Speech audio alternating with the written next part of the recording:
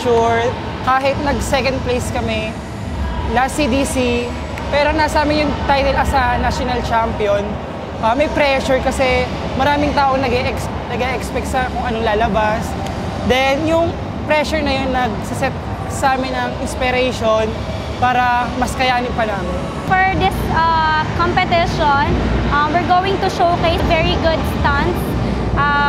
We're going to surprise the audience with good costume and of course, a lot of segment ng dance.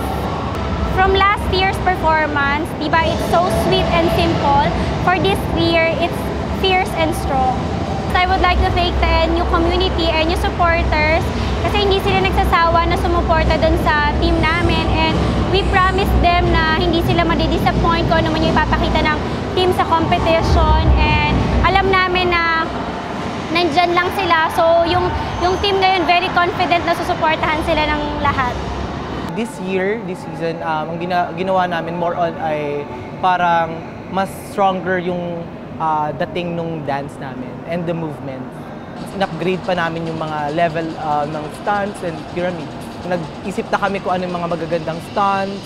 From dun sa NCC naming routine, in-upgrade namin siya para mas difficult and then mas na-polish yung stunts and pyramids. Mas nag-focus kami sa dance talaga. Ngayon kasi mas maaga naming natapos yung routine, so mas maraming time na mag-polish, maglinis ng routine. Tsaka sobrang tinutukan talaga kami sa dance. Kasi dahil cheer dance to, malayo, iba sa cheerleading. Yung cheerleading, more on stunts, ayun, more on, yun sa stunts, sa mga hand movements, diba? Mas mas sharp. Ganon. Sa cheer dancing naman, syempre dancing, mas kailangan makita dun yung gracefulness sa pagsayaw, yung form ng mga legs, ganon.